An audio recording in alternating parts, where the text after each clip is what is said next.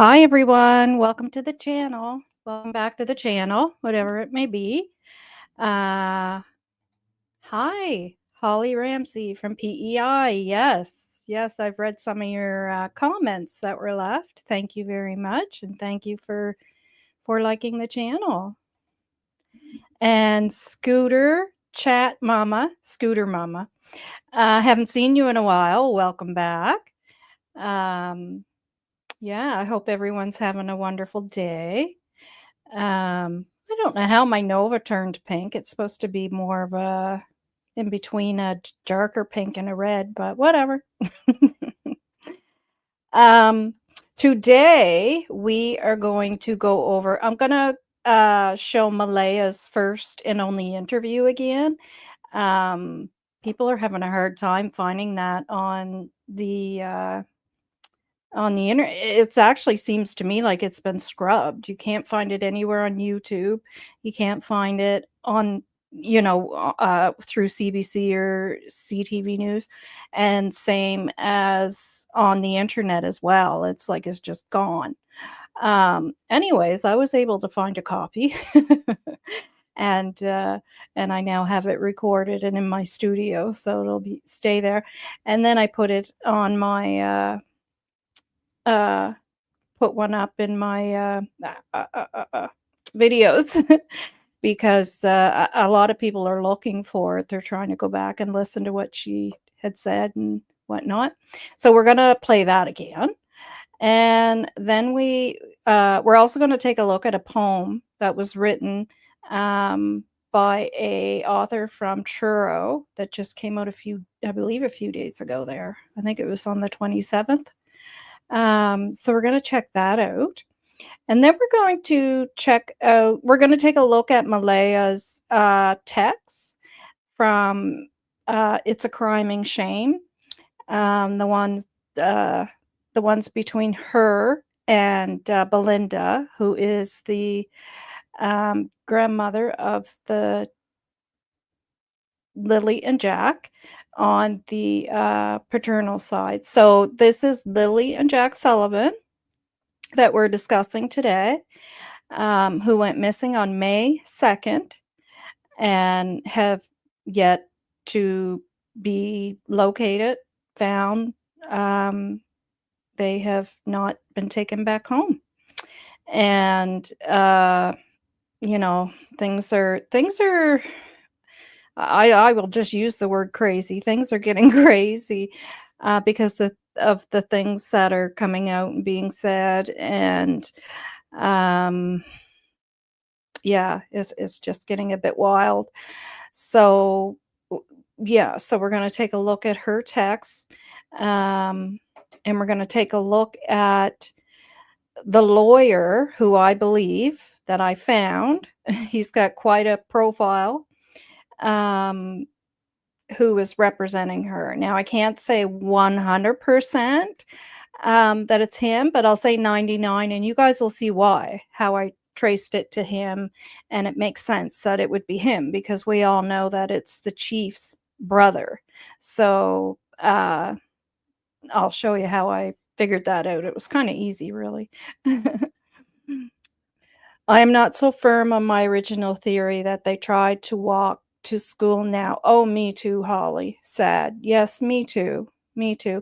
And I think that's a lot of, at first, you know, with things like this, although we're not directly connected to the children as far as being a parent or a grandmother, um, or any kind of relative, um, when things hit you in the heart like this, and it is close to home, even more so for me because I'm right here in Pictou County and live nearby where the children went missing. You almost kind of go through stages similar to grieving because, at first it was that they're going to find them, and of course, denial or no bad thoughts that anything nefarious took place. And then once it kind of starts to go to that phase where you're realizing, okay, that doesn't seem like they're in the woods, you're still going to try to figure out a way for them to be here on earth. And, well, what if this happened? Because, you kind of veer towards the path that would, you know, that the children would still be here on Earth and be able to come home. And then I started feeling very angry because then I started seeing some games played and a lot of contradictions in, what Daniel was saying and figuring out a lot of lies that he himself has stated. That's not my opinion. That's fact when you look at everything that he's said. He's saying this in one hand and then saying that, and it just changes and changes and changes. So that's based on what's coming out of his own mouth, not in my opinion. Um, and so then you start to feel angry, and then eventually you just start to kind of come to the realization that, I'm pretty sure something bad happened here, and these kids are probably not coming home. Um, so it's almost like going through phases of dealing with, grief. Um, yeah. So what's the other thing we're going to take a look at? Oh, I might pull up if time permits. Um, e- uh, Hi, Mark. Thank you for being here. First time here that I know of. It's your first time speaking up. Thanks for being here. Um, Yes, it is. It is head games, yeah, that I don't like. Exactly, and imagine what that's like for, the RCMP. I mean, you know, obviously, they have more techniques than we have to get around the head games, but man, oh man, and, it's not uncommon for here, and if you just allow me a little bit of time. By the way, guys, don't forget to hit the like and, the share if you wish, and the subscribe if you wish. Um, I I just wanna go back to something else that had happened here in Pictou County, and anybody that's from Canada, Holly, you're from PEI, so you might be familiar with this, depending on your age, was the Amber Kerwin case that happened here. So she was abducted, um, and again, that was unusual at that time for things like that to happen around here. Now I think she was between 19 and 21. She was just at that age where she was old enough to start going out to the bar or whatever, and that's where she was, like, at a pool hall. And so she had left, and her boyfriend was driving somebody home, and then she left and was gonna meet him up at, a store that was just up the road. Hi, Kimmer. Thanks for being here. And, anyways, in a very short period, I mean short, I might find the video because the video is out there.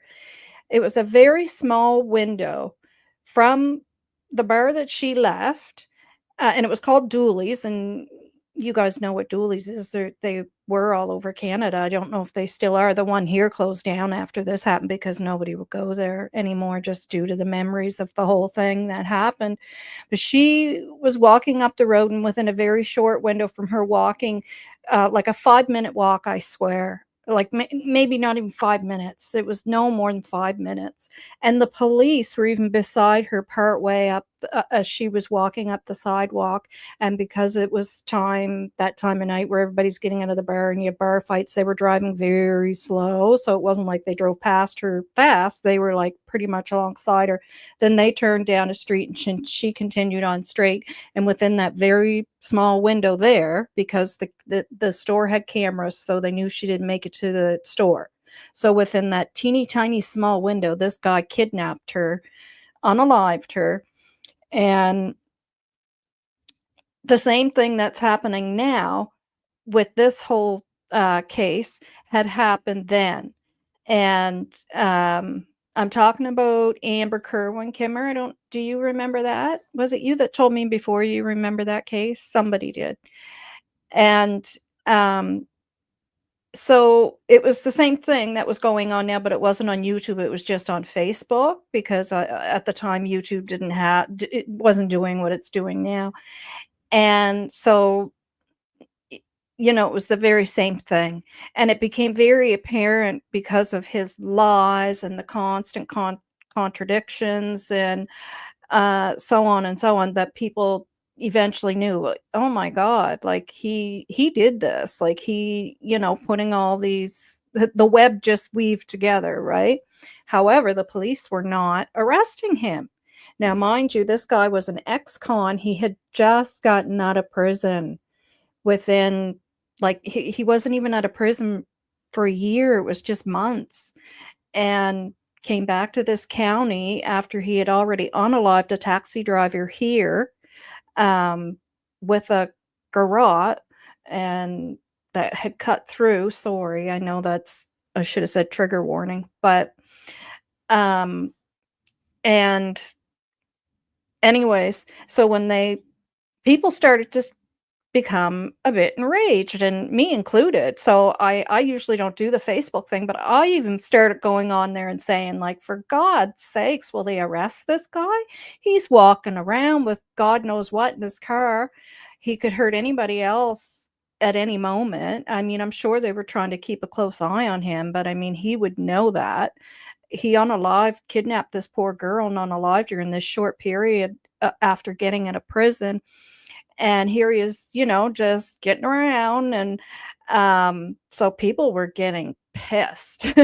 And then finally, after a lot of people griping on the Facebook site and saying, like, enough is enough, like, we don't feel safe, blah blah blah blah, you get the picture. They finally arrested him, and of course he had rugs, he had utensil that, from your kitchen drawer. You know what I'm trying to say in the YouTube way. He had, pow pows. He had everything he shouldn't have had in his car with him. Um, so this reminds me very much of that, because what happened was there was someone who came out the same as Darren, and, was basically a spokesperson on the behalf of this guy, and, was, "Oh, he's a big teddy bear, he babysits my little girl." She was constantly trying to sway everybody, and, if something was said, "Well, well, why did he say this?" And it's obvious a lie. "Oh, no, it's not a lie, it's because of this."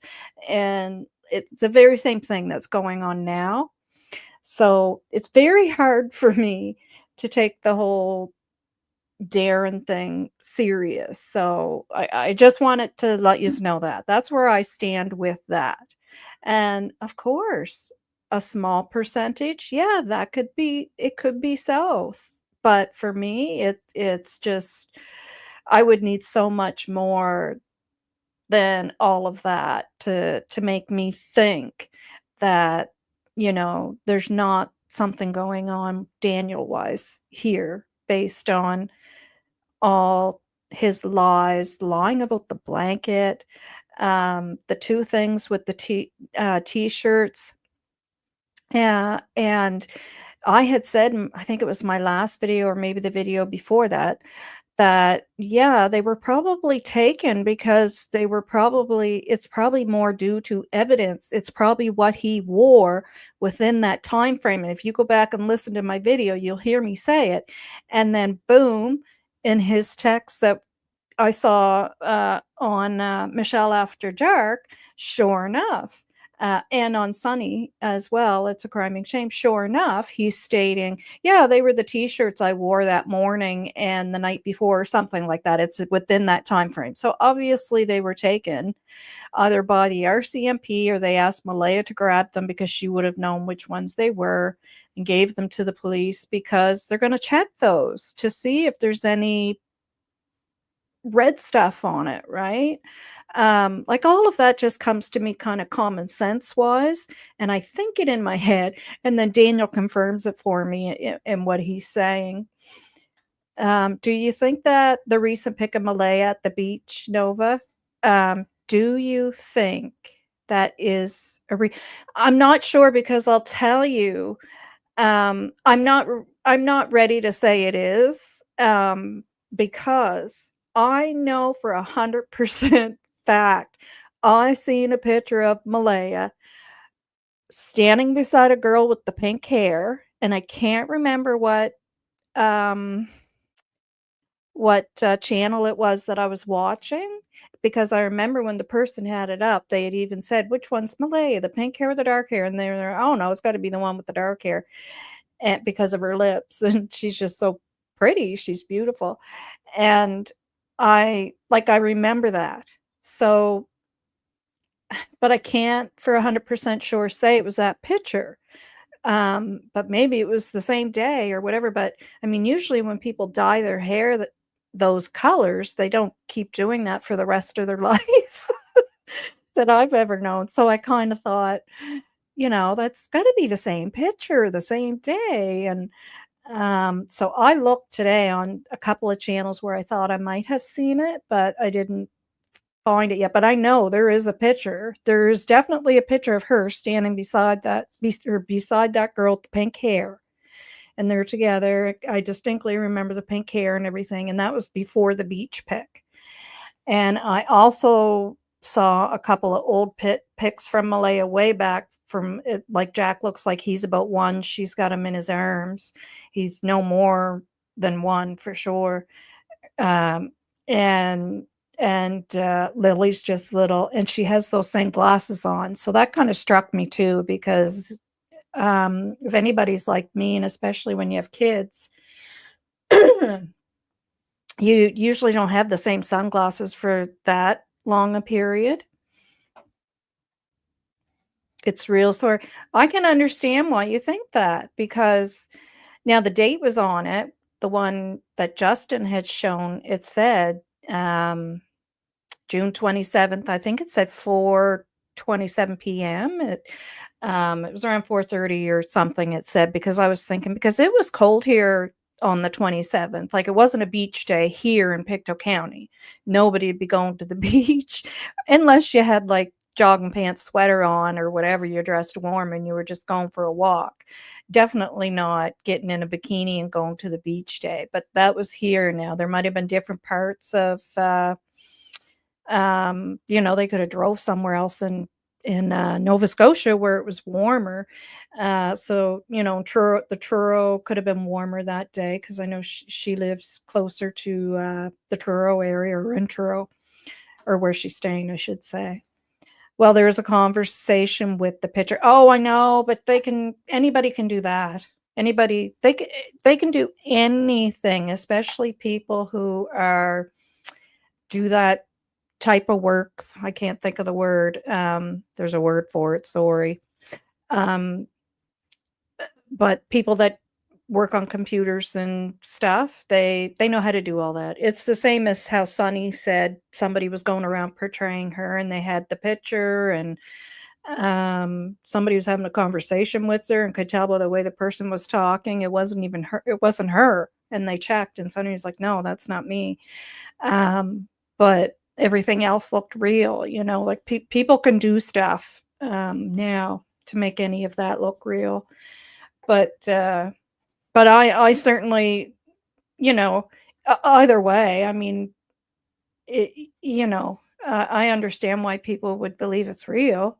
And I mean, to me, it certainly seems real, but it just really bothers me that I know I saw a picture of her already before that beside a girl. And it looks like I remember looking at the girl with the pink hair more than Malaya. And because I was trying to figure out if it was her sister and if maybe they look similar. And I was really more focused in on the girl with the pink hair. And her everything looks the same in the other picture that I looked at with her. Um, I hope it's fake because that certainly doesn't seem like a mother with missing kids would act, you know what I mean?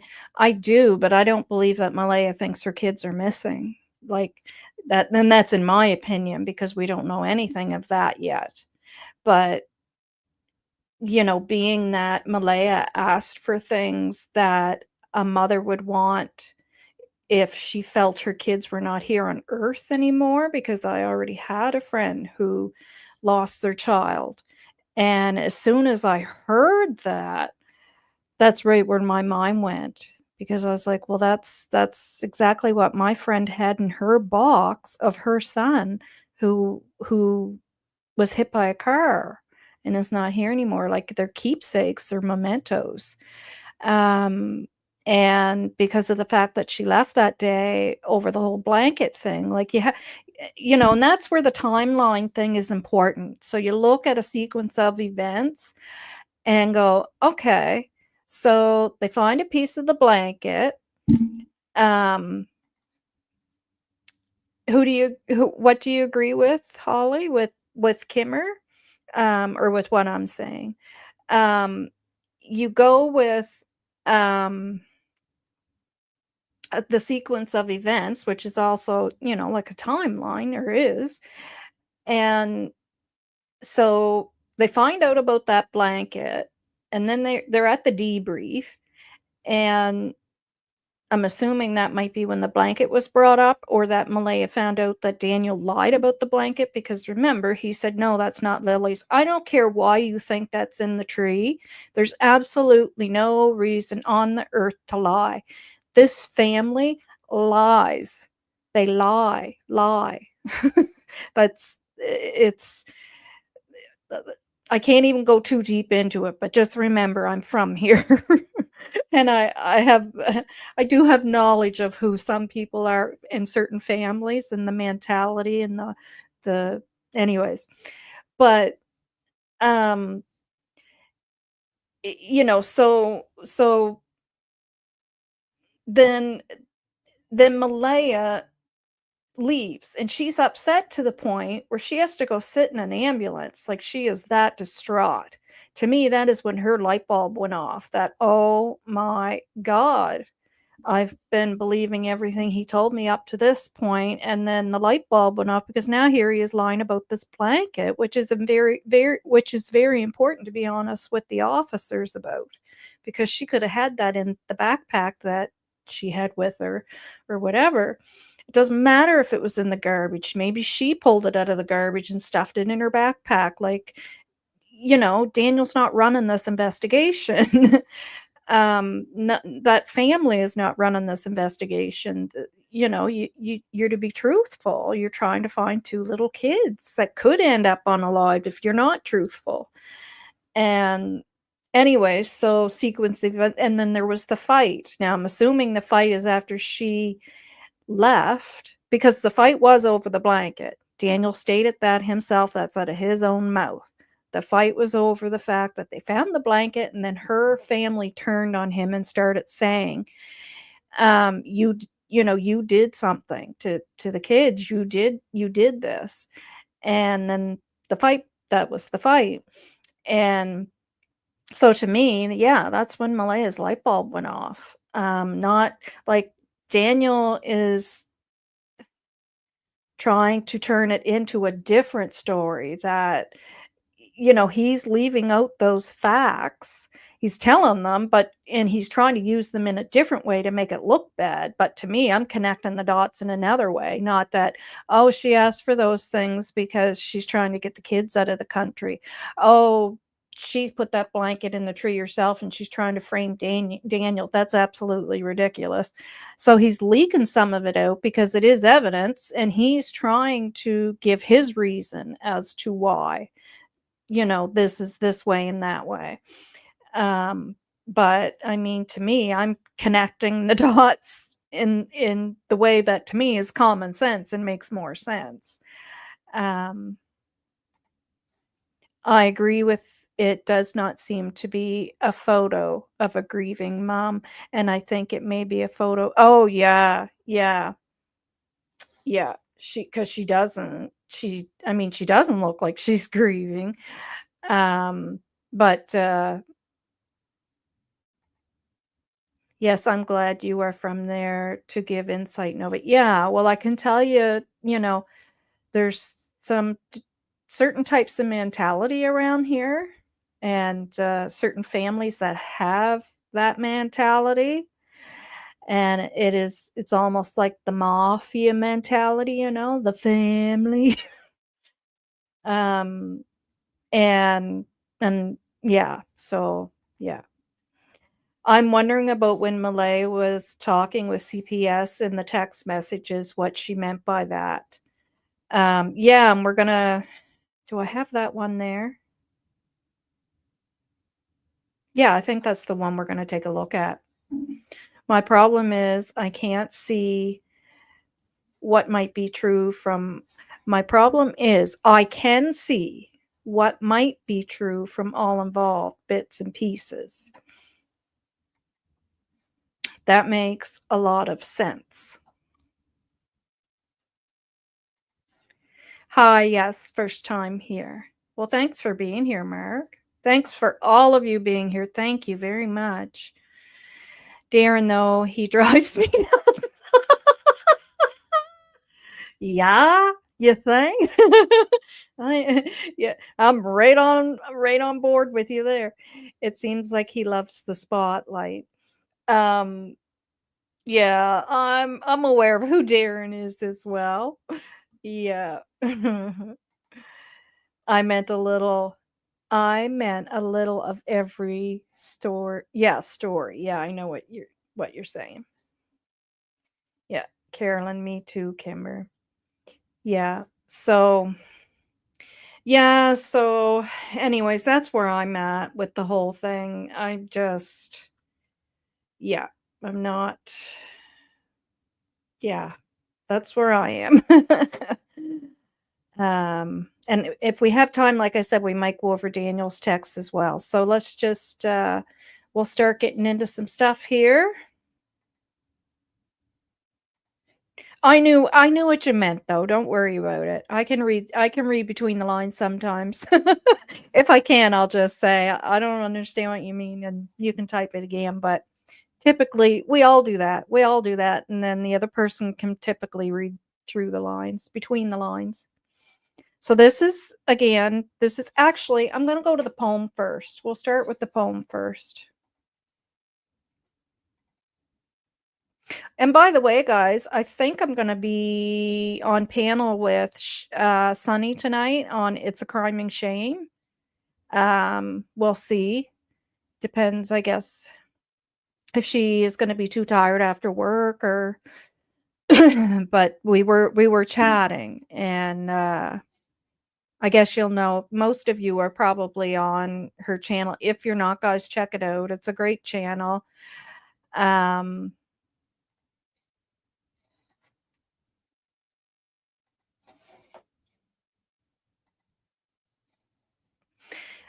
um, I take everything he says lightly. We're just repeating the same story. So pretty much, if I know he's coming on, I actually have to just go to something else because I really can't listen to that.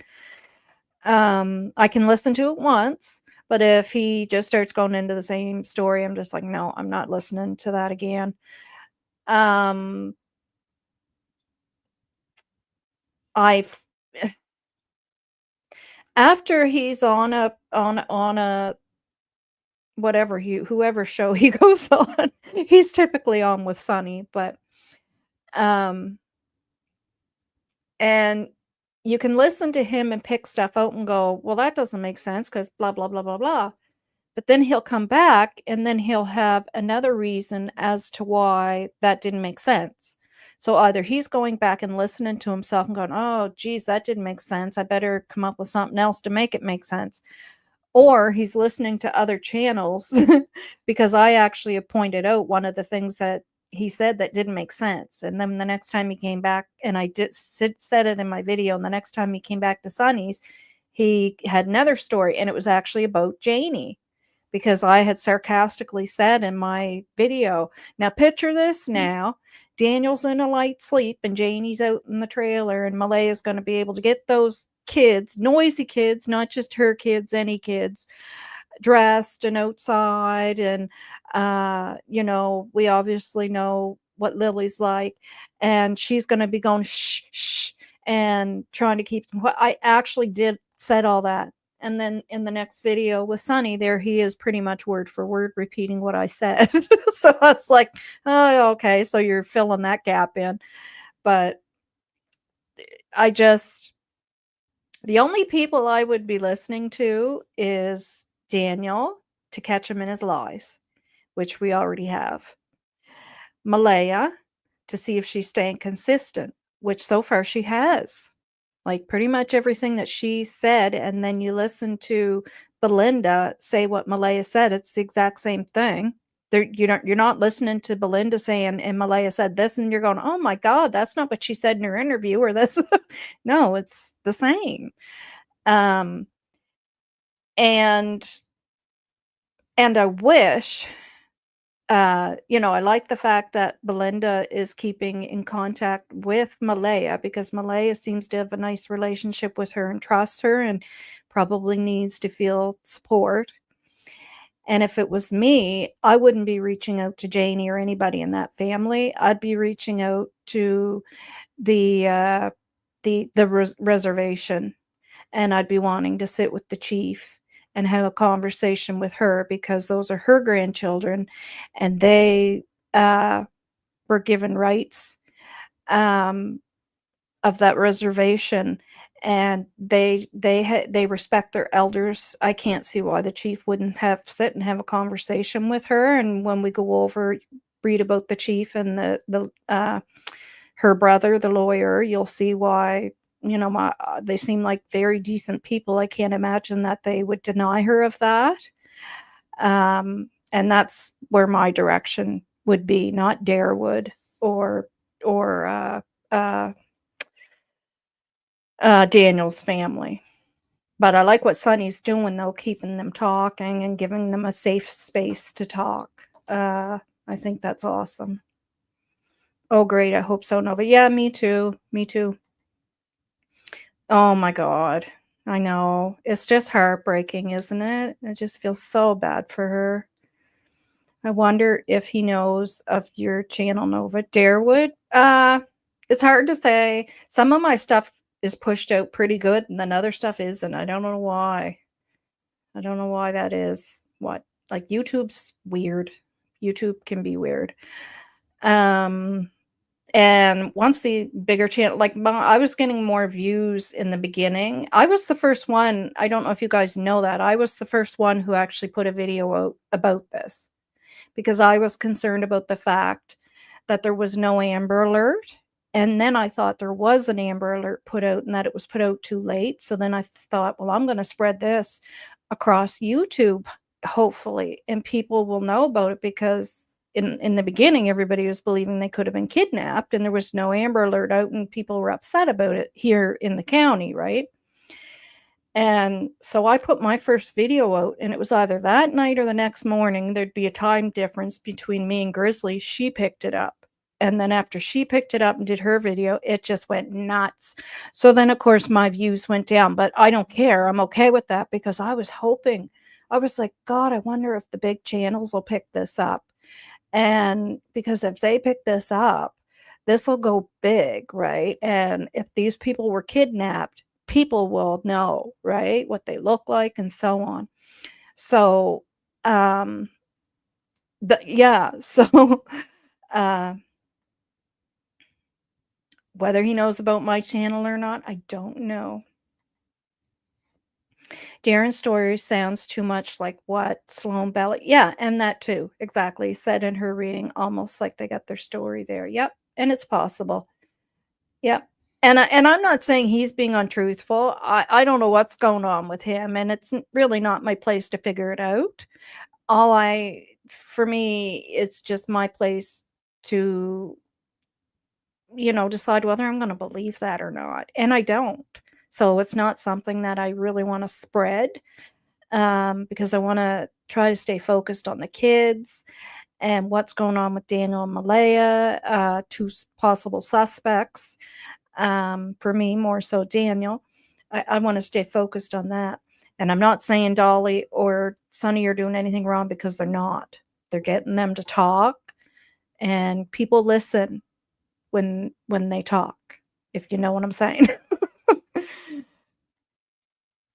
The problem with Darewood, I find, is that he starts to tell somebody, yeah, and then cuts them off and goes off onto another path. Yep, bops around like a ping pong ball. Yep. Yeah, and if you ask him a certain question and he doesn't want to answer it, he'll just go off onto something else. Yes, Darren, I meant. Oh, I know. I knew what you meant.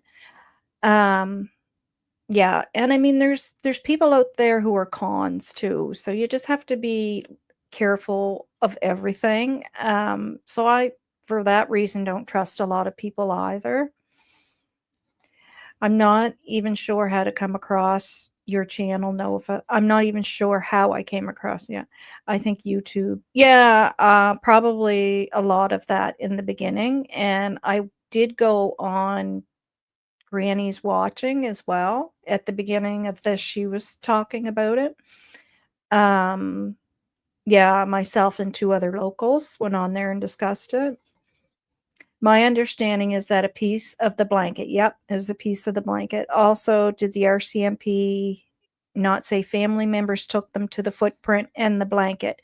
It says on the scanner. It didn't say about the footprint, I don't think, but it said that the family members found the blanket. Yep, that's right, Sharon. Yes, I think Malaya's family found the blanket. Yeah. Well, it didn't say Malehya'S family, it said the family. The family.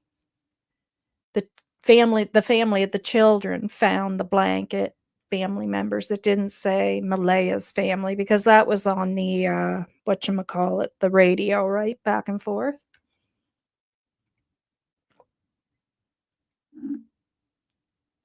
Um,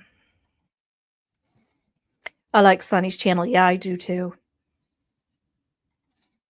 Thank you, Carolyn.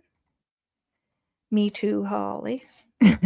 Nova, I found you through Susie. Oh, yeah, Susie. Susie's awesome. Yeah. Okay, so let's go to this poem.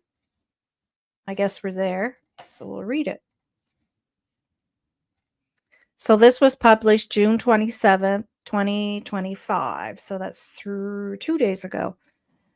Truro poet pens piece for missing Sullivan children. It's affecting us big time. Chad Norman wrote the poem, not only thinking about the Sullivan children, he said, but how their disappearance is affecting Nova Scotians. And that's true. It really is, because this stuff just doesn't happen here. And, everybody really just took to Lily and Jack. It's kind of hard not to. And for 2 children to go missing is just, Truro poet has recently written about the missing Sullivan children in a piece titled "Without a Whereabouts." Jack and Lily Sullivan were reported missing from their home in Lansdowne Station, Pictou County, on May 2nd. Chad Norman said he wrote the poem, not only thinking about the children, but thinking about how their disappearance is affecting Nova Scotians. Yeah. And then I think we'll just skip right to the poem. Without the whereabouts. For the Sullivan children, Lily and Jack. Let us think only for a moment. Here we go again. Let us see closely and closer. There we look again. And now we find a Nova Scotia state of mind. Never mind about Furlanjetty, I'm probably saying that wrong, or Coney Island. The poet found in me offers the following words: a beginning or no beginning, with sun risen. What mystery has in store for us? Lately it speaks a specific language difficult to decipher, even for the detectives. Well, that's a definite yes. A disappearance or no disappearance. Claims made as parents spoke about differences. One morning made for a family, children. Just 2, sister and brother, differences when they said they noticed neither could be heard. A phone call or no phone call, proof will be in what belief forms in the mother's mouth or forms in father's. Either way, it is the words both provide for all the growing media frenzy, even through even though 911 preserves the stating point. Sorry, the starting point. I gotta put my glasses on. Just a second. Where the heck did I put them?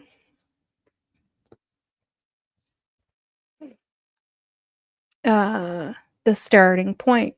Questionable time when the missing began. A school day or no school day.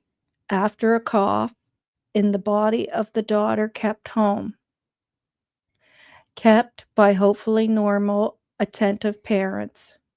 She may have needed in a normal way to tell something to give them a chance to decide she was well again, ready for the bus to stop. A unity or no unity, honestly active in a brother, found in the trust his 4-year-old mind, knew before he too went somewhere. Follower of Big Sister said to have taken a white backpack. He too at her side gone, without the whereabouts. Both heard, then not heard, a different morning. A property or no property, only Forrest knows where it and the yard ends. Choices to play in one or the other, even after the patio door somehow kept quiet about them both. In one, the care of fences, and the other raised by shade. If they only knew how to speak, updates, leads, language for among the scattered toys, left like whispers, the bark, the branches offer us.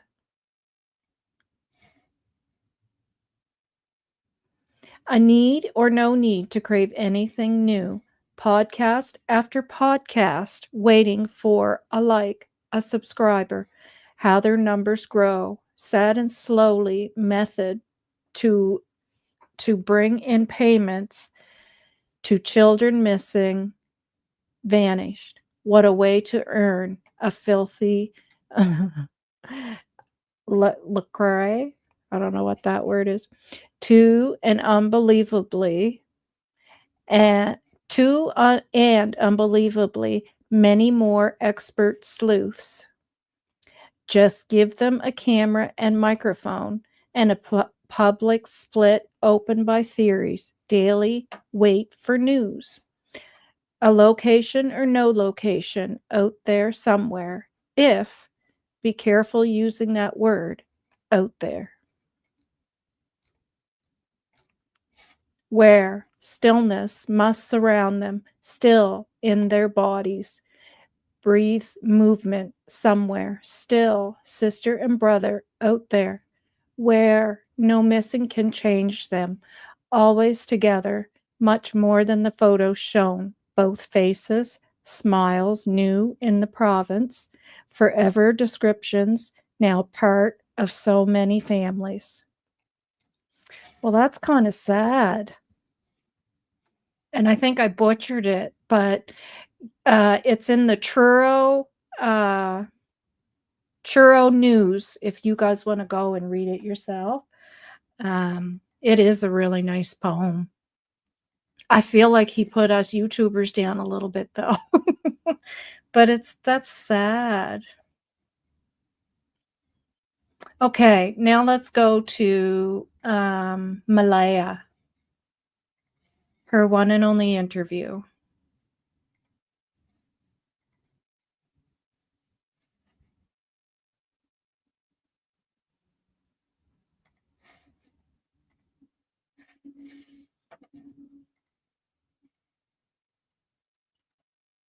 I'm just staying as hopeful as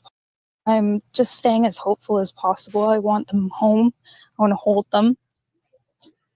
And I want them home.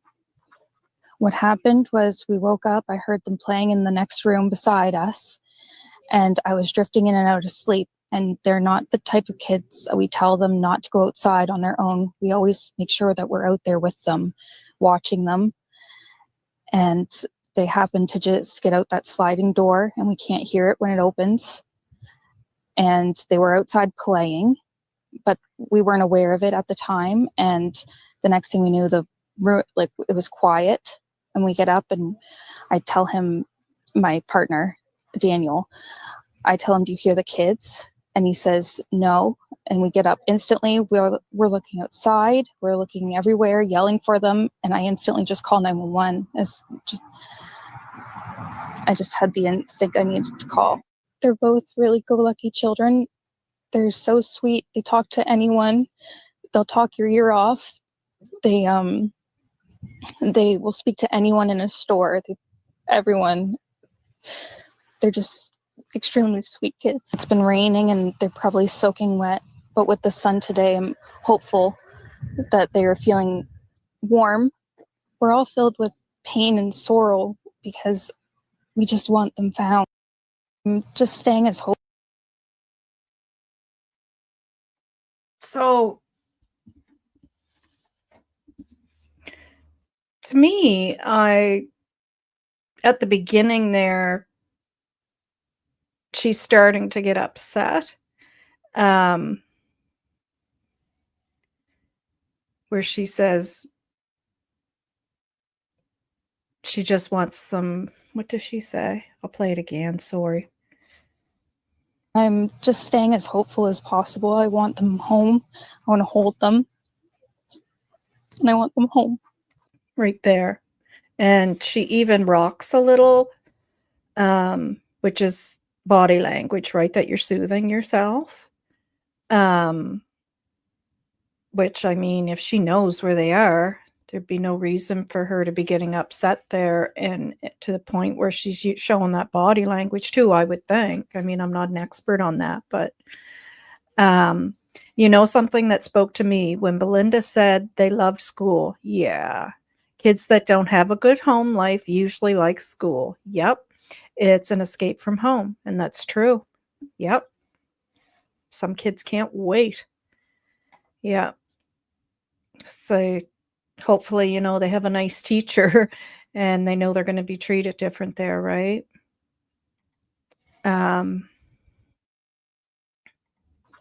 What happened was we woke up, I heard them playing in the next room beside us, and I was drifting in and out of sleep. And they're not the type of kids that we tell them not to go outside on their own. We always make sure that we're out there with them, watching them. And they have. And she's not doing a lot of that lipping. She didn't do any at all that I saw on this. I mean, it's just a short interview, but Daniel's doing the licking quite a bit. And to just get out that sliding door and we can't hear it when it opens. And they were outside playing, but we weren't aware of it at the time. And the next thing we knew, it was quiet.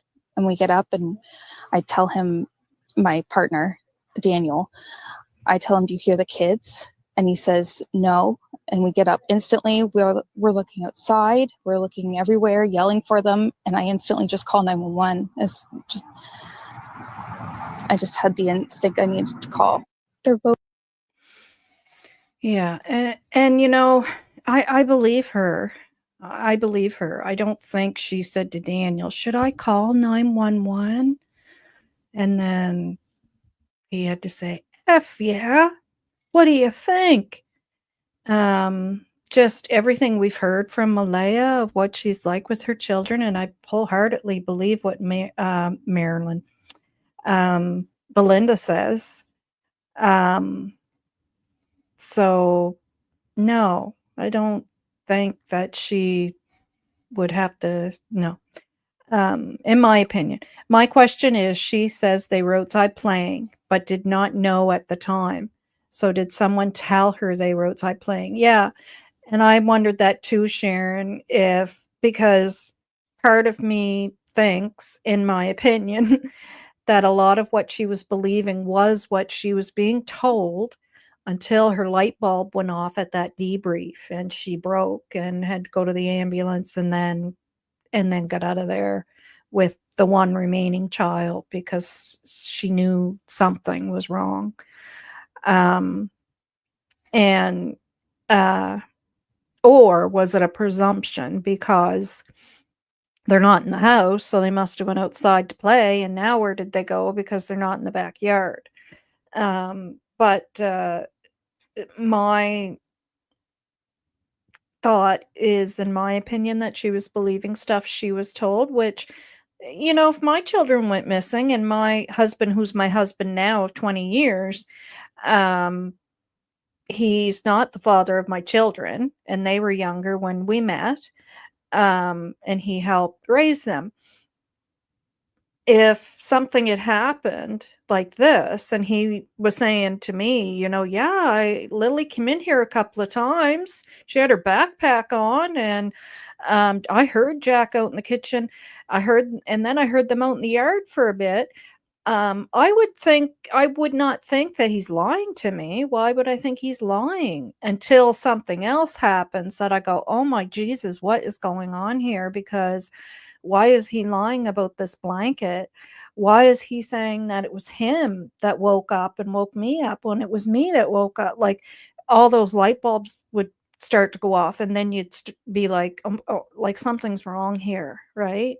And then the RCMP may have told her something as well. Something that strikes me odd, the gossip that goes on Facebook. Now, a lot of it is not true, but there are parts in there that are true, and because you don't know what's false and what's true, I just don't pay attention to any of it, but I file it in the back of my mind, and then when something does end up being true, I'm like, "Oh my god, that was on Facebook." So, some of the things that were leaked early were the the blanket being found, the bottle being found, um, the and 2 shirts being found, and a pair of undies with red stuff on them. So far, we now know that what's not gossip and is true is that there was the piece of the blanket found, the bottle, um, what else did I say? Something else. The T-shirts were found or taken. The T-shirts were taken, and, um so now I'm starting to wonder, was there actually some undies found with red stuff on it? Because everything else that was talked about on Facebook actually we now know to be true. Um, and what I read about the t-shirts wasn't that they found t-shirts. Somebody was saying, "What's up with these 2 t-shirts? What's going on with those?" And I took it as that they found t-shirts, but now I know that no, they didn't find them. Apparently, they were taken out of the home, which I believe is for evidence, for possible evidence. But now I'm starting to wonder about these undies. Like, is that true as well? Because we found out everything else is true. Well, so we just don't know, right? We just don't know. Sharon, I think she assumed they were playing outside. Yeah, and that's a possibility. She either assumed or it was put in her head by somebody, which, like if I said, if my husband told me that, you know, I would have no reason not to believe him. He's gonna do everything he can to help me find my kids that are missing, but until things happen to make me believe that he's not telling the truth, right? Belinda said she Belinda said she was a great mom. Yeah, exactly.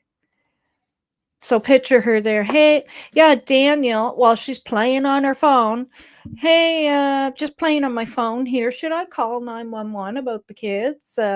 Like just the way he's trying to make things sound to me, it upsets me because I'm just thinking like, no, come on, man. If Daniel did hurt these kids, I can't see how he did it without her knowing. That is the only thing I'm trying to figure out as well, except for the fact that she may have went into a very deep sleep because of being tired because of the night before, and if there was an argument going on or dealing with the baby somehow or uh, something.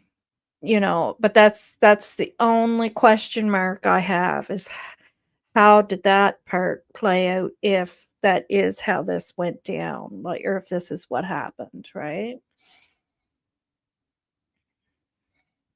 Keep in mind Keep in mind, she's a mom with a baby as well as other 2. Yeah, she okay, yes, you just said the same thing I said.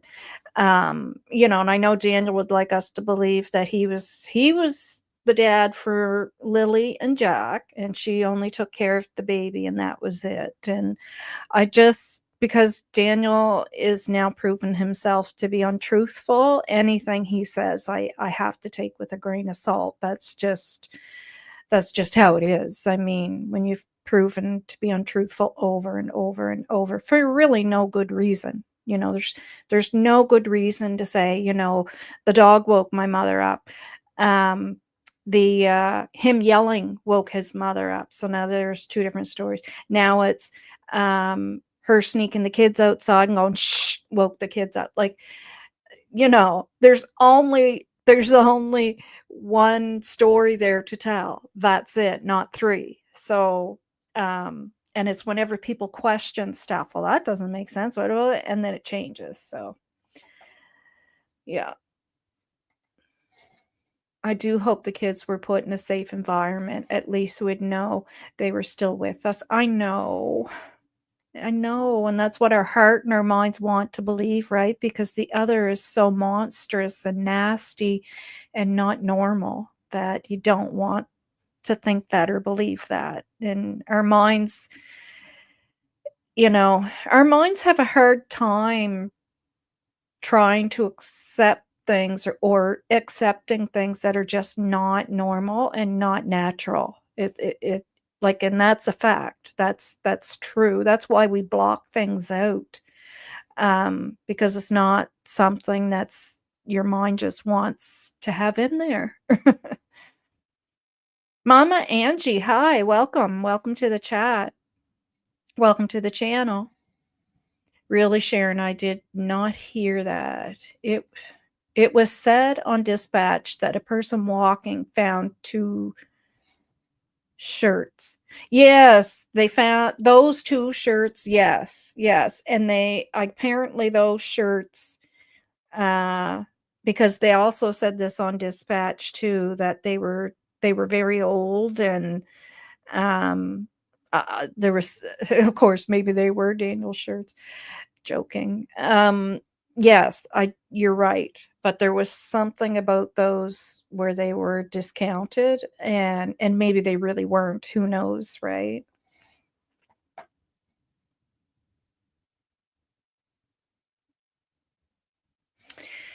All right.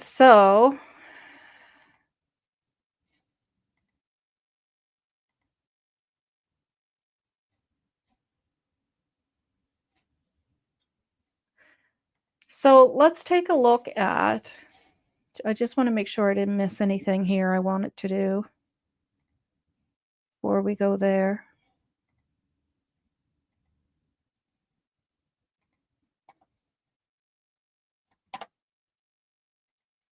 So let's take a look at the chief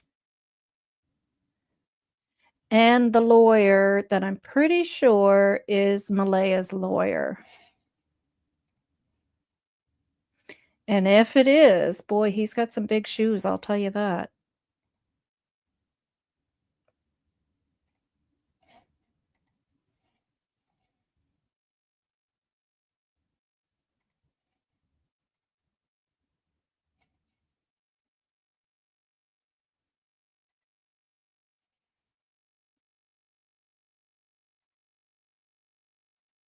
I wanna make that bigger for you guys, but I don't think this page goes any bigger for some reason.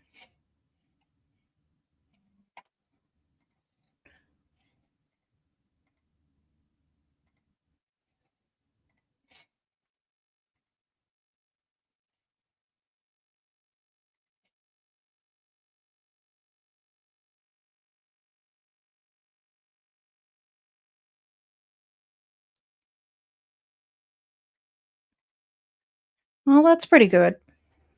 It's wild. So this is Chief Glasgow of the Speakinectic. I actually taught myself how to say that properly. First Nation elects first female chief.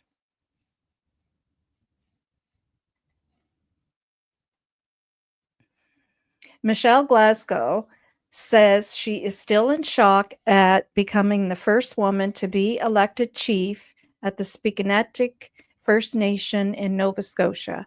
I don't even know how to describe it in words, Glasgow said in her first media interview since the results of the November 2nd election were announced late Thursday evening. It's wild, in quotes, she says.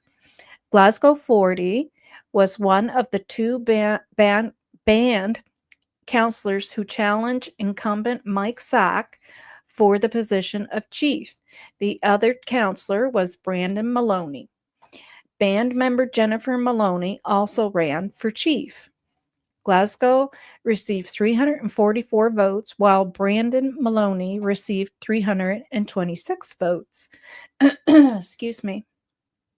Sack, who was seeking a fourth consecutive term as chief, came in third with 306 votes. So that pretty much gives you a pretty good idea of how many people are on that reservation, because I'm pretty sure probably everybody votes, I would think, for that, because it's quite important to their community. Jennifer Maloney received 35 votes. Ooh. They didn't want her as the chief. 8 councillors were re-elected to 12-member council. They included Gary Augustine. Well, we don't have to know all that. I kind of want to get to her family part. 5 new band members have also been elected, blah, blah, blah. Glasgow is now one of the 5 female. Glasgow is now one of 5 female First Nation chiefs in Nova Scotia. And there she is, and that is her father. So this is how I found out what her last name is, because that's what I was looking for to try to figure out who Malehya'S lawyer was, because Malehya'S lawyer, as we understand, is the chief's brother. Okay, so in here it speaks about her dad, and it says her maiden name. So that's how I was able to kind of connect the dots. Glasgow, a married mother of 9 children. When I read that, I was like, wow, 9, and she's 40. Well, she was 40 when she won this election. I don't know how long ago that was, but let's say within the last few years. That's amazing to have 9 children this day and age, eh? Her family tree also includes her 6 times great-grandfather, John Noel, and 3 times great-grandfather, John Mcdonald, who served as leaders of Spicanictic. She is also a direct descendant of Mi'kmaq. Mi'kmaq. It's actually Mi'kmaq. Grand Chief Jean-Baptiste. And if you're from here, you've heard the history on Jean-Baptiste. So there's quite a history here with the family who signed the 1952 Peace and Friendship Treaty with the British Crown. So that's like, I remember learning all of this in history, or I read it in something that interested me. Pretty sure it was in history, though. I'm honored and ecstatic. I'm excited, McDonald said of his daughter's historic election. So notice how her maiden name is spelled MC, not MAC. When I first found out, I shed a few tears of joy, he said. I'm proud. I bet he is. I don't blame him. I'm proud of her, and I know many good things will happen with this new council, he added. Glasgow pledges more transparency. Glasgow says she wants to be transparent and available to band members during her 2-year term as chief, in addition to holding one or more band council meetings each week. She also plans to post meeting agendas and minutes on the band's website. She also, excuse me, she also wants to look into live streaming band council meetings. She says two ongoing projects that will require community input include the development of land next to Exit 10 along Highway 102 and the Entertainment Center in Hammond's Plains. Our community should be involved in major decisions, especially when it comes to spending large amounts of money. Our community needs to know, our band membership needs to know what's going on, she added. Glasgow says she also wants to spend her time as chief renewing working relationships with other Mi'kmaq First Nations and organizations in the region. I feel it's over a couple of years. I don't think we'll get into all that. It's just more it's kind of the financial stuff there. But anyways, uh so you understand there, you see where um the name McDonald comes from. Oh, can you guys hear me?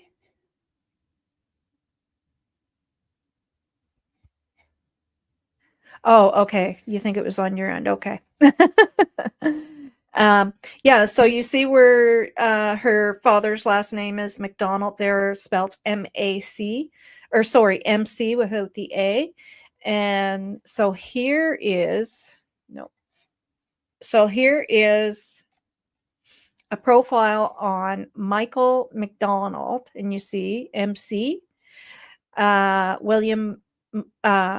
William McDonald, Mi'kmaq people lived in permanent village. So these are all the things that he has worked on. And it talks in here about how he's a lawyer. Let's see which one we can.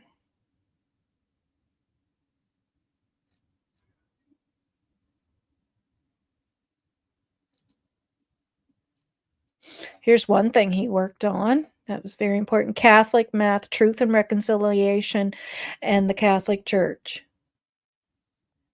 So I'm not going to read all that because my throat's starting to give out on me, but this is one of the things that of his workings, the abuse related, right, to the children. Um, the fisheries he worked on. I'll show you that. Oh, I bet you that's not showing. Sorry. Present, share screen.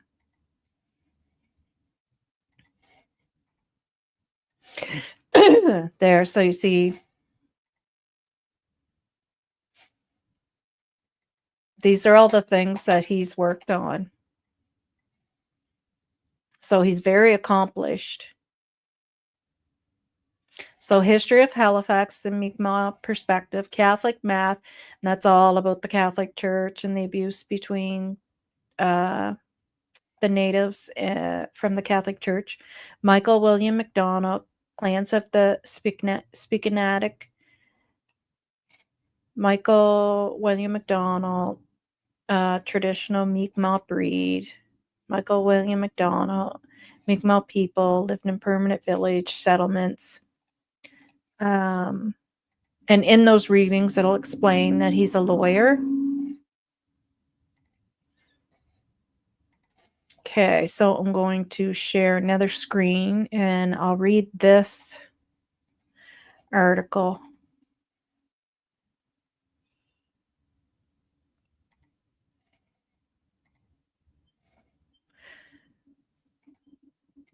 So, Mi'kmaq lawyer says federal government wants to limit treaty rights and martial decision through the courts. Now, this was a big thing that was taking place here in New Brunswick as well. I'm not sure about PEI, where the Indigenous are constantly having to fight for their rights, and a lot of it, it involves the fishery.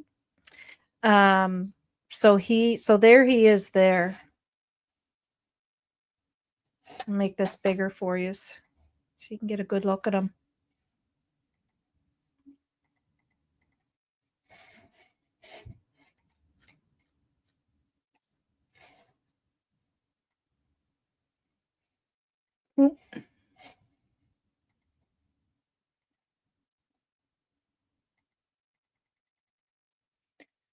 What happened there? Oh, there we go. I tried to make it bigger and I don't think oh, okay. So can you see right there? That's him right there in the blue suit. And if you put in lawyer Michael Mcdonald and then click on images, it'll show pictures of him. Like he's a big man. And some of the pictures he looks pretty mean looking. Like he doesn't look like a man I'd want to mess with. I can tell you that. In court, I mean. Um, but yeah, so I'll read this article. Mi'kmaq lawyer says federal government wants to limit treaty rights and martial decision through the courts. A lawyer who is representing several Mi'kmaq fishermen in 3 separate fishery trials in Nova Scotia says the federal government is using the court to limit where his client can practice their treaty fishing rights. Rights are territorial-based rights. We have rights throughout our entire territory. Mi'kmaq is an entire territory, Michael explained. Mi'kmaq is a traditional territory of Mi'kmaq people. It includes what is now known as Nova Scotia, Prince Edward Island, northern New Brunswick, and a portion of the Gaspe region of Quebec. Okay, so that would include Prince Edward Island and areas of Quebec. So he doesn't just, it's not just for people here in this province and in his community. Mcdonald represents 8 fishermen in trials being held in Bridgewater, Digby, and Pictou. So that's here in our community, in our county. All defendants are charged with several violations under the Fisheries Act in relation to lobster fishing activities. The fishermen are from the First Nations community of the Spignatic, Pictou Landing, and Eskazoni. McDonald's clients are using their treaty rights to catch and sell fish to earn a moderate livelihood to defend themselves against the charges. Excuse me. So I'm not going to go into reading all that because my throat is getting very sore, and I think you get the point. So that I am pretty sure I am going to read all this on him later, though. The other information I showed you there, and that is in the Nova Scotia Advocate, and you just look up his name. I'm going to read all that whole profile on him because that's pretty interesting. I'm kind of curious as to what all he's done there. Yeah, him and his sister both sound like very very well educated. Yeah, and upstanding as well. And that's why I said if I was Belynda, that's who I'd be reaching out to is are those individuals, not the other individuals, because yeah, I mean, her grandchildren were a part of that community, and I would request to sit down with the chief and have a private conversation there. I think it would ease her mind that her grandchildren are not on that reservation and they're not being moved from reservation to reservation to reservation. And, if they said to her, well, no, we can't do that right now due to the investigation, then that would probably tell me that there's something going on with the whole Daniel thing, right? And that's why they're being so quiet until that's investigated and the RCMP are able to do what they need to do. Nova, do you know Kent, the gentleman on Sunny's channel? I don't know Kent, but I know of Kent. And He he's a nice man from what I know of, and, I mean, he displays that himself. Just from you can tell that. You can tell that from just the way he portrays himself, and he's a gentleman, like and that's what I'm saying, like, you gotta go with your gut on things, like, you see Kent as a man on that channel, you hear him speak, and, you know, you can certainly tell that he is a nice man. You use the word gentleman, absolutely, right? And then you listen to Darren, and so I'm just saying. Oh, okay, because he's from your area. Yeah, he's from Pictou. Yep, yep. And his business did just burn down. I can confirm that. Yeah. Um. Yeah. Like I know who Kent is of Kent. Like, um, yeah, just from knowing people in Pictou, and um, can I say I met him personally? I don't think I have, but I may have. I may have. I'm not it's hard to explain. I really can't explain it just because of it has to do with things that I have to keep, it has nothing to do with this case or anything, but, just due to my just work relationship and stuff. Um, yeah. Um, yeah, so that I'm pretty sure is Malehya'S lawyer. So, I know that what's his name? Daniel had said that her lawyer's the family lawyer. Well, I think he's a lawyer of a lot of things, probably because of what he does for the natives, and he would have to have probably dabble in everything and know a bit about everything, right, for his community. Okay, so let's take a look at these text messages. Let's take a look at Malehya'S.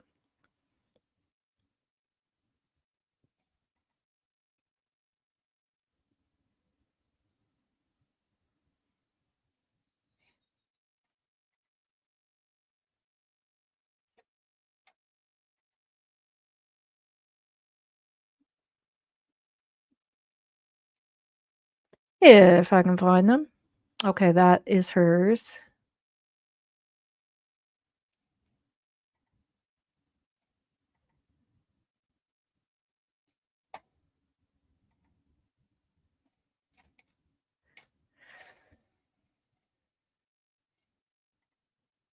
All right, so we'll take a look at this one first.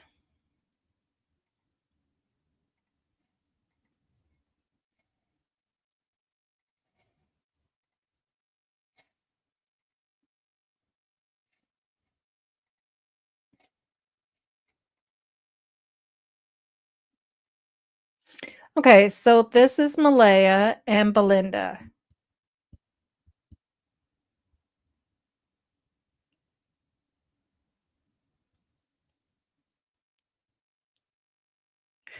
I feel like I'm missing one there, though.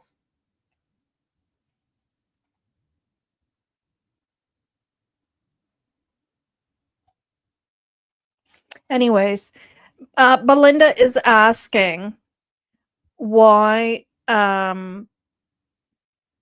he never wanted me to go, and I never knew why he was controlling.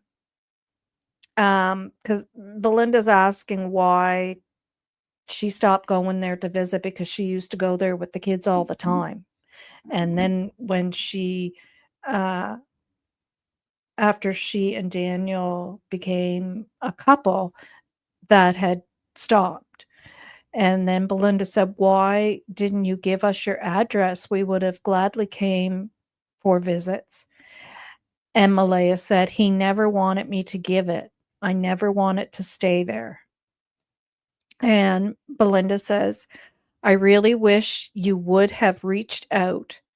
We would have done what we could to help." And help has something on it, but it says help. And that's like, that just breaks my heart, eh? Um, And there's another text between her and Belinda where Belinda is saying she's talking about before the kids went missing, and maybe this is it, and maybe the first part's cut off, because what Belinda is saying, "Remember when you had told me before that he that you couldn't come here because Daniel thought that you were coming here to visit Cody?" And then a conversation ensued after that, and I think that might be the first part of this text that's not up there. But yeah, so she's talking about so she confided in Belinda that a while ago, before the kids went missing, that Daniel did not want her going there because he felt she was going there to visit Cody. So um and then and Belinda said, well, we even invited him so that he could be there too and not feel that way, but he still wouldn't go and wouldn't allow her to go. So, I mean, there's guys, like, that's an issue, right? That is a definite issue. There's something wrong there. Yes, that's sad about the busy. Yeah, I know. What a sin, eh? Yes, I bet he's pretty well versed in a lot of different law. Yes, exactly. He would have to be. Okay, so I need to go back into my email here to grab the other one from Malaya. Um, and just to give you guys an idea, so all of this over here is Daniel's text, and all of this is I went through Dolly's and I actually cropped everything out from Daniel, all that white stuff there, so that because it's so hard going through it. So you can look up transcripts. So I actually went through Dolly's transcripts. This was my when I was on my staycation, I did this, and I actually just pulled everything out from Daniel. And I want to go through that with you. But it's probably not going to happen today. But we'll just focus on Malehya'S today, and maybe may tomorrow I can't because my son's coming to take me out for lunch, but maybe the following day, I might be able to come back on and go through all of Daniel's stuff and the new text too that he sent out. Um, okay, so I just have to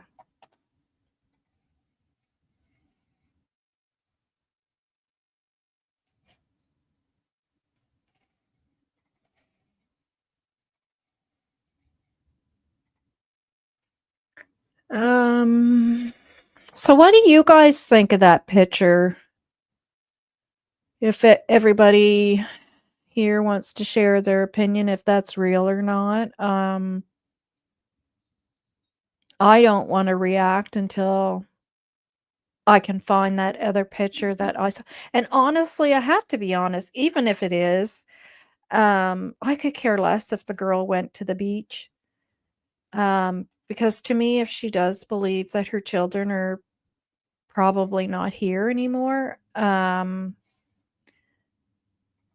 you know, her friend happens to be right that, oh, I think that's it.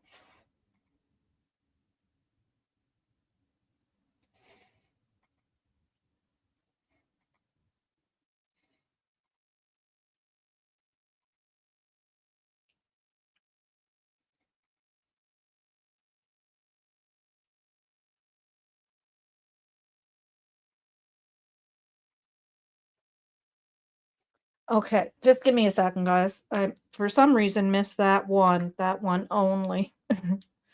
But I have it here and I'm going to send it to myself.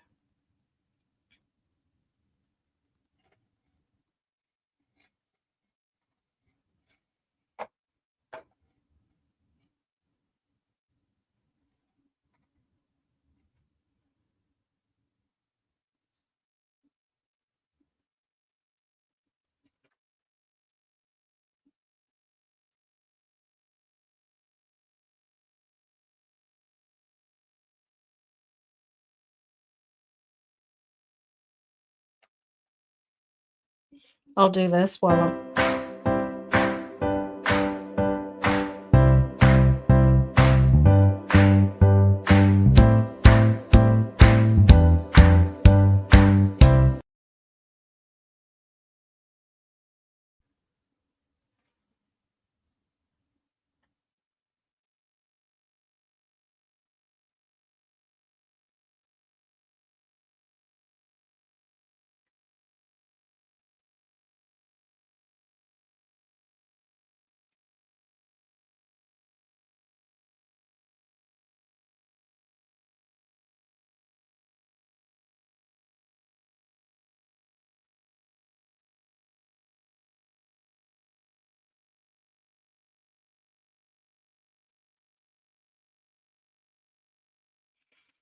Okay.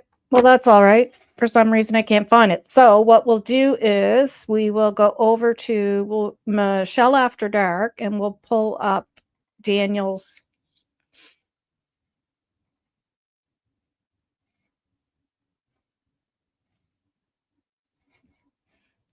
text.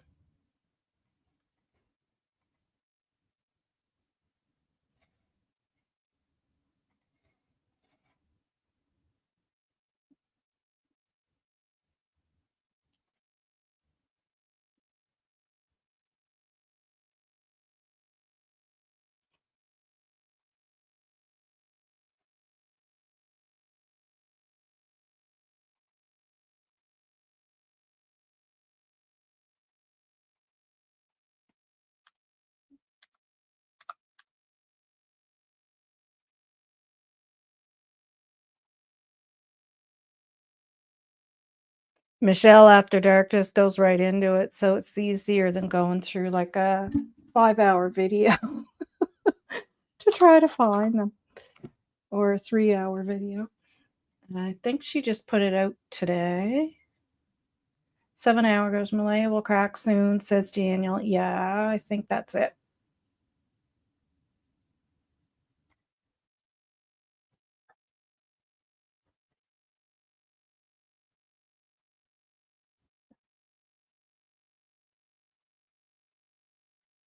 Six-year-old Lily and her 4-year-old brother, Jack Sullivan.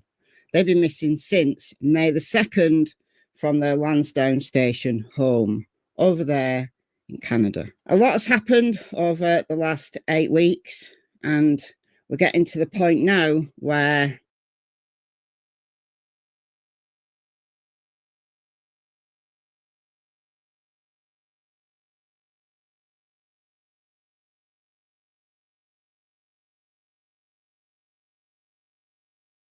then I feel it's fine. But as Sonny has made them public, then I feel it's fine to share them here. The thing about the messages, though, it's just Daniel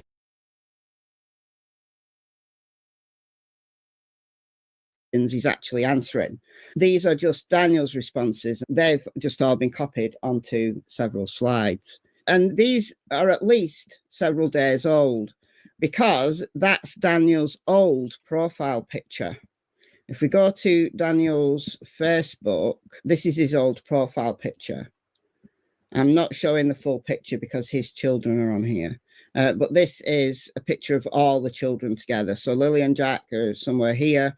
And then Daniel has a son and a daughter from a previous relationship. And of course, that's Meadow.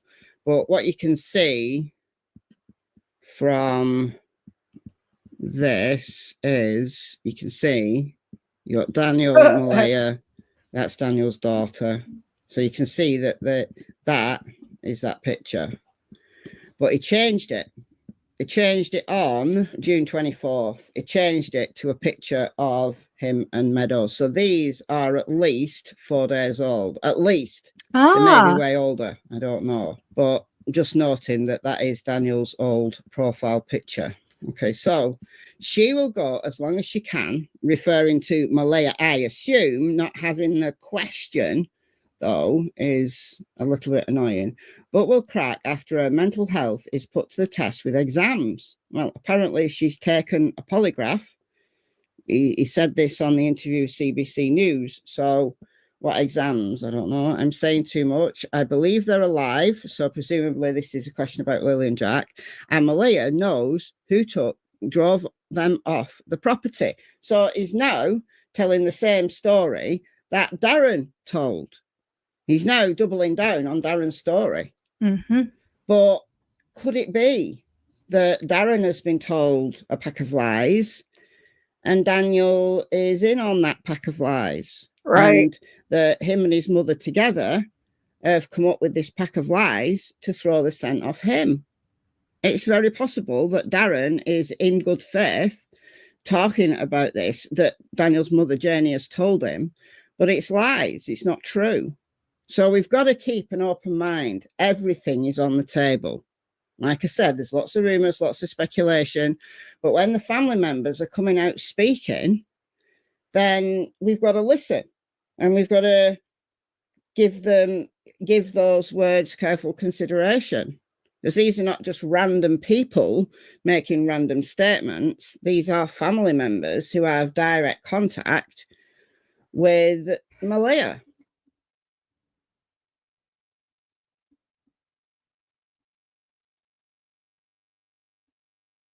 So I'm just going to put it back to where she had the messages up there. And I'm Malia gonna knows read them. who took. So Daniel says she will go as long as she can, but will crack after her mental health is put to the test with exams. Now, I don't know what he means by exams. Exams. If anybody understands what that means in the chat, if you want to help, because I'm a little confused on what he means by that. I'm saying too much, and he does that quite a bit, and it, it's hard for me because I've done so much reading on people who are trying to con you, whether for whatever reason, to make you believe something, to try to get money out of you or whatever. And the way that they do it and the way that Daniel does this is in line with that. So, and I'm not saying that's what he's doing. I have no idea. But when you know what you know and you have that knowledge in your head because you've researched it so much, that's what I'm seeing when he's doing that. I believe they're alive, and Malaya knows who drove them off the property. And if you can, behind that red line, it says Malaya will crack soon. Not one person in her family speaks to bring the kids home. Well, I in my opinion, think there's a reason for that. No one knew. It started after Meadow was born, and he's talking about her having postpartum there. And mind you, that whole postpartum thing with him didn't start until it was mentioned to him.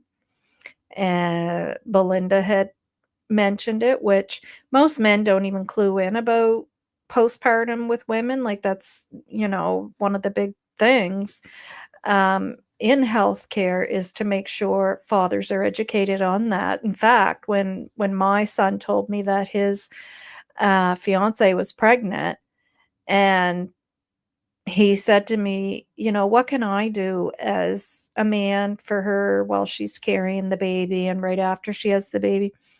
So I educated him on some stuff that he can do for a pregnant lady and for a new mom. And one of the things that I went over a couple of times with him was postpartum. I made sure to drill that into his head and what it is and what to look for, and all of that, because we've heard those stories where the moms who did have postpartum and ended up doing something to the baby or their children, and all the signs were there, but the man just kept kind of ignoring it and pushing the woman forward, and In one of the cases, it was a doctor. The father was a doctor.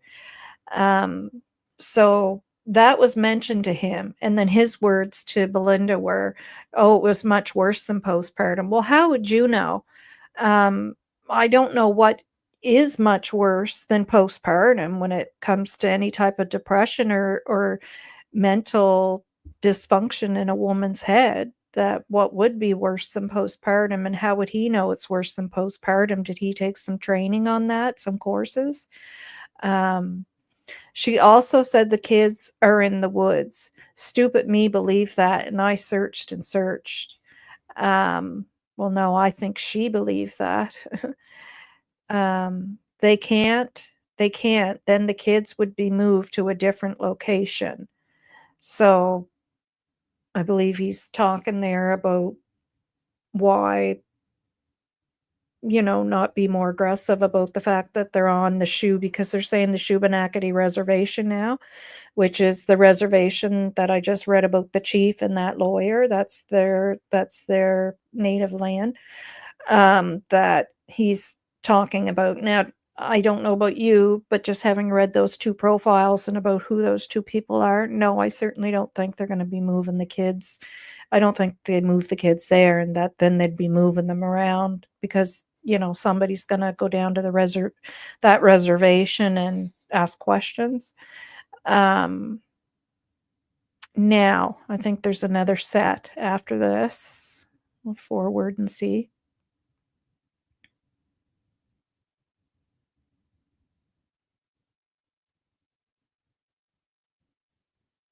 Yeah. Okay, so she will go as long as she can, but okay, I think that was what I believe they can't get. Okay, that's the one she already read, or I already read.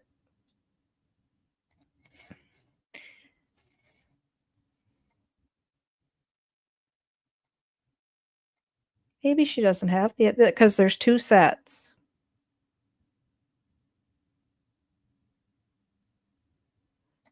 Okay. Yeah, she wanted birth certificates, school pics, and 1 stuffed animal for Lily and Jack. And again, to me, when I hear that, I can't help but just think that that's safekeeping a safekeeping box, for mementos of someone's children who, uh, the mom possibly feels they're not coming back, right? Um, Not so that she is trying to get them out of the country or anything like that. No one good thing. She went on and on. Oh, she went on and on about trauma for the first year over and over. I had to tell her to stop it. Well, so that's in regards to her coming out of the relationship with her ex-husband that or her babies, uh, the father of the babies. Well, when you come out of a relationship, whether there's trauma or not, it doesn't matter, and there's kids involved. There's always a stages you go through coming out of that relationship, and my doctor explained it to me because I left a relationship, a 17-year relationship, married for 10 years, and then we divorced, and then now I'm with my second husband for 20 years. But I remember when I first went to my doctor and, told him that my husband and I had split up and whatnot, and he explained that you go through pretty much the same type of stages as grieving because you've been in that relationship for so long, and it doesn't matter whether you're coming out of it with, abuse or not. There's stages that you go through. Now, apparently, their relationship was not good, and my relationship with my husband wasn't good, not physical, but mentally. And yeah, you go through stages uh, until you get until you get past that. It's not something you should be telling somebody to stop it and get over it type thing. You need to be supportive, and especially where they were together shortly after that relationship ended with Malehya'S ex-husband. There wasn't a lot of time in between. So then he says somebody must have said about who's hiding them or whatever, and he says it's not her hiding them. And then somebody said something again about, if the kids are at the Shubenacadie reservation, why can't you go there? And I have the same question, because he says, I can't go on to that reservation. She belongs to, it's dangerous for me. Well, that's not true. I just read you the profile of those people, Michael McDonald and Chief Glasgow, and it has a Mountie barracks on it. And it's not known to have violence or anything like that. This is so far-fetched to me. It's just so far-fetched. I'm just like, please, like, we're not back in the cowboy and Indian days here. Like, give me a break, please. She doesn't have the mental foresight to understand the complex nature of what she was about to do. 2 missing kids at the same time, 1 in a million. So in other words, like, because he's saying that she, made this seem like an abduction and all that she didn't have the mental foresight. And that's really one of the reasons why I wanted to go over Malehya'S text, which we will on my next live, because going through her texts, she does not come off to be a woman at all with any have any severe mental issues going on, besides the fact of the trauma of all this, no doubt, which anybody would. But even with that, she's not coming off as some woman who's just mentally deranged and can't think properly. It's just absurd, in my opinion. She fell in love with Meadow and Jack, and Lily fell to the wayside. I lived it. I took care of Lily and Jack. She only cared for Meadow. And, well, in the real world, and in most people's perspective, they would call that a mom with a new baby and needing assistance to help with the other two, in my opinion. But, anyways, that is that of those texts. Anybody have thoughts on that?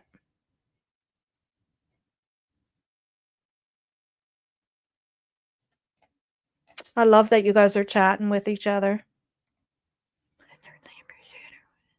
I certainly can appreciate everyone is entitled to their own opinion. Oh yeah, because you were saying about the old school, yeah. And I get that. I get that too. And you know what? Like, I'm not all up on this new tech stuff and how this generation is now, and I like doing this YouTube thing. I hate Facebook.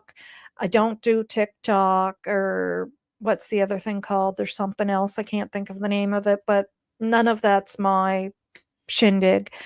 But I'll tell you, like, before I went off work, forced retirement due to illness, um I had to start accepting some of the new technology and the ways, and with the new generations, and not just me, like all of us at work. I worked in management because, um, like, people are wanting to now communicate in a certain way, and we're trying to keep it the old way. And eventually, you're just going to have to accept the new way of how things are. And, so, I mean, for one, I wouldn't be taking pictures of myself at the beach either, because I'm that old school too. Nope, no way. But a 27-year-old, I have no idea what they'd be doing. Like, if they went to the beach just to get out of the house, because of everything going on. And it didn't look like a beach where a busy beach that's packed with people. It looked like they might have only been the only ones there. But No, I wouldn't be doing that either, but, uh, I wouldn't, it's like you said, like, everybody has their own thoughts on that, right? Yeah, and I'm old school too, big time, big time. Interesting. Uh, I don't know if you're talking about the text or what, Mark? I certainly can appreciate everyone is entitled to their own opinion. Yeah. As the mom, if my child was sick, I would be in and out of their room checking on them. Yep, me too. When Belinda asked her, when was the last time you saw the kids, and she said she tucked them into bed. Yeah, I know, and especially where they weren't feeling well. I'd be afraid that they might end up with a fever or something through the night, right? I would be so paranoid. Even when my kids were older, I was like that. Yeah, true, Sharon. That's a good son. Oh, yeah, I know. He's a sweetheart. And he lives in the city and he's driving from the city to come here. And yep, he's a nurse. He's a nurse as well. He works at the IWK um in the oh my goodness. Jeez, I'm telling you, I have such terrible brain fog. And especially now where I've been talking so much.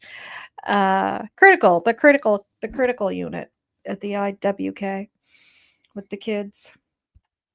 So he sees quite a bit of stuff. Um,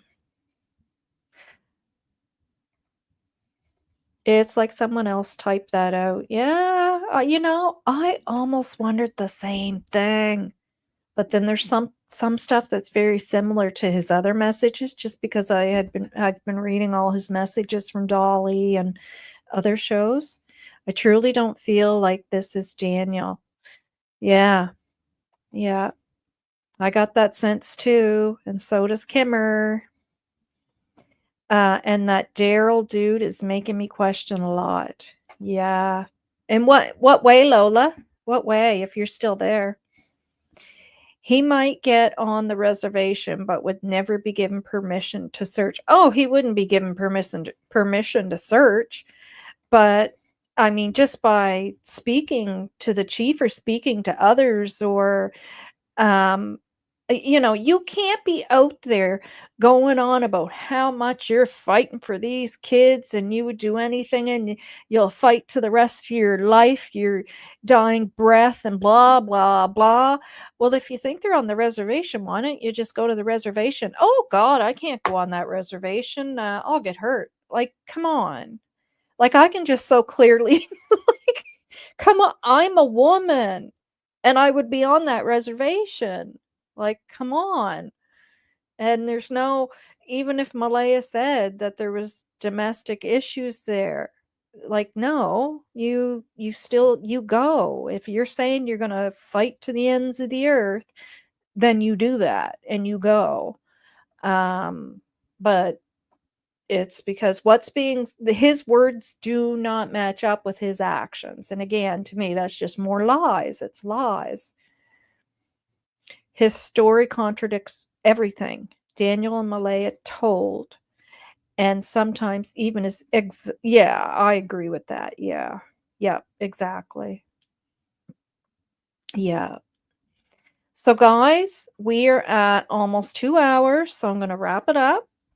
So on the next live, the next live is going to be messages only. So it will be the big panel of messages from Malaya, between Malaya and Belynda. And that is the one that talks about the CPS. Somebody had mentioned it here, so we'll have a discussion on that. And we'll go over all the other ones that I have of Daniel's, and I showed you there I have them all cropped from Dolly. And yeah, so reminder, I'm pretty sure I'm going to be on Sunny's tonight. If it's not tonight, if she can't do it or whatever the case may be, maybe it'll be another night. I wouldn't be as vocal with my opinions on Sunny's show because it's her show. I mean, this is my channel. I feel I can be, more open on my opinions, that this is how I feel about this case and what has happened to these children. I just want resolution. I want them located and put to rest, or located and put with their mother. Um, just, you know, uh, you know, something needs to be done. So, and again, this is all about Lily and Jack, locating them, either putting them to rest or getting them home with their mother, whatever the case may be. Um, don't forget to hit the like, guys. Share and subscribe if you wish. And we'll see you on the next one, okay?